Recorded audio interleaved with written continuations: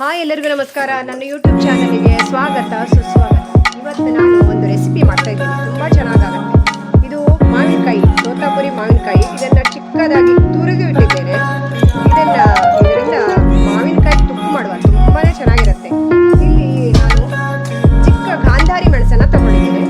ಸ್ವಲ್ಪ ಖಾರ ಖಾರವಾಗಿರಬೇಕು. ಹಾಗೆ ಮೆಂತೆ, 1 ಸ್ಪೂನ್ ಮೆಂತೆ, 2 ಸ್ಪೂನ್ ಸಾಸಿವೆಯನ್ನು ತಗೊಂಡಿದ್ದೇನೆ. ಹಾಗೆ ಹಿಂಗೊಂದು ಚೂರು ಹಾಕಿದರೆ ಸಾಕು. ಉಪ್ಪು ಕೂಡ ಬಿಸಿ ಮಾಡ್ಕೋಬೇಕು. ಈಗ ಮಾಡುವ ವಿಧಾನವನ್ನು ನೋಡೋಣ.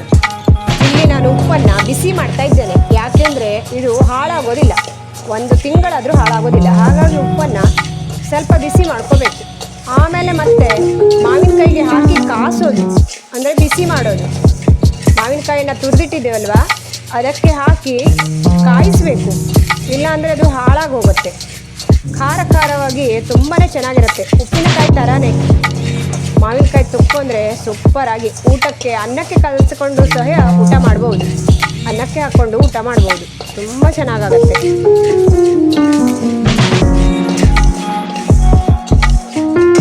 ಈಗ ಮತ್ತೆ ಕಾಸ್ತೀವಲ್ವ, ಹಾಗಾಗಿ ಉಪ್ಪು ಹುರಿದಿದ್ದು ಸಾಕು. ಈಗ ಇದನ್ನು ತಣ್ಣಗಾಗಲಿ. ಈಗ ಸಾಮಗ್ರಿಗಳೆಲ್ಲ ಹುರ್ಕೊಂಡ್ಬಿಡೋಣ.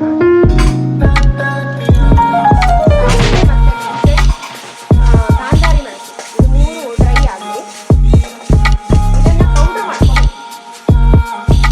ಹುಳಿ ಮಾವಿನಕಾಯಿ ಇದ್ರೆ ತುಂಬಾ ಚೆನ್ನಾಗಾಗುತ್ತೆ.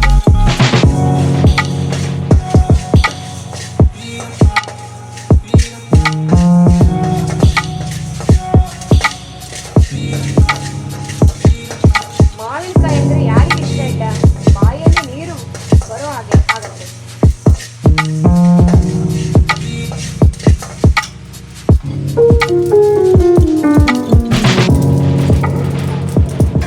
ಇಷ್ಟು ಡ್ರೈ ಆದರೆ ಸಾಕು.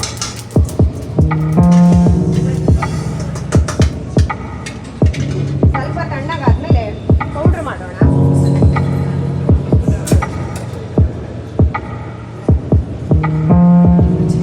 ಮಾವಿನಕಾಯಿನ ಬಾಣಲಿಗೆ ಹಾಕಿಡ್ತಾ ಇದ್ದೀನಿ.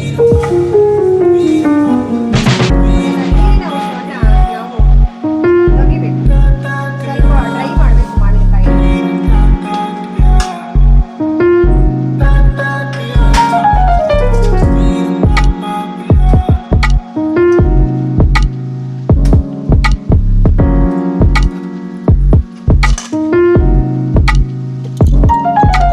ಸ್ವಲ್ಪ ನೀರಿನ ಅಂಶ ಇದ್ರದ್ದು ಹೋಗಬೇಕು, ಬಿಸಿ ಆಗಬೇಕು ಇದು.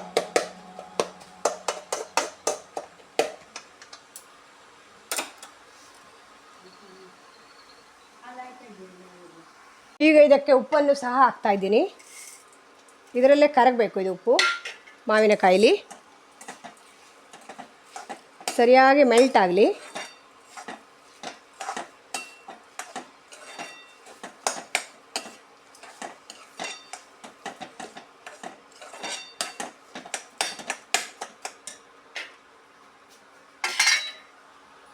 ಹಾಗೆ ಈ ಸಾಮಗ್ರಿಗಳನ್ನು ಪುಡಿ ಮಾಡ್ತೇನೆ. ಇದಕ್ಕೆ ಸ್ವಲ್ಪ ಇಂಗು ಕೂಡ ಹಾಕೋತೇನೆ,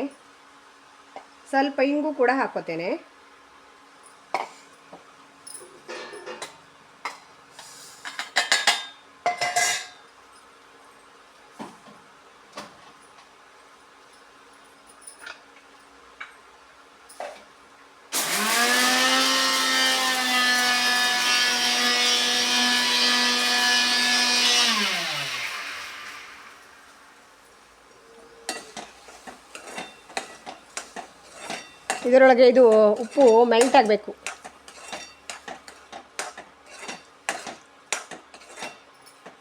ಸ್ವಲ್ಪ ಹೊತ್ತು ಕಾಯಿಸಬೇಕು, ಇದನ್ನು ನೀರಿನ ಅಂಶ ಎಲ್ಲ ಹೋಗಬೇಕು.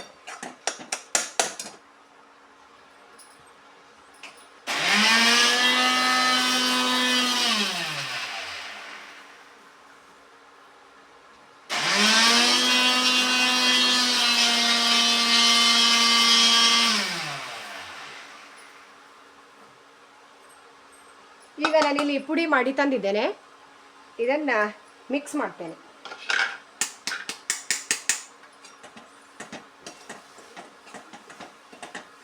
ಸ್ವಲ್ಪ ಹೊತ್ತು ಇದು ಇದರೊಳಗೆ ಮೆಲ್ಟಾಗಿ ಕಾಯಿಸಬೇಕು. ಆಹಾ, ಏನು ರುಚಿ ಅಂತೀರಾ ಊಟಕ್ಕೆ, ಸಖತ್ ರುಚಿ.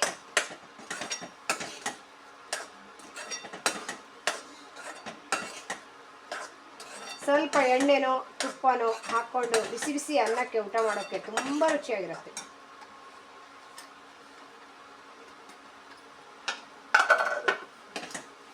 ಒಮ್ಮೆ ಆದರೂ ಟ್ರೈ ಮಾಡಿ.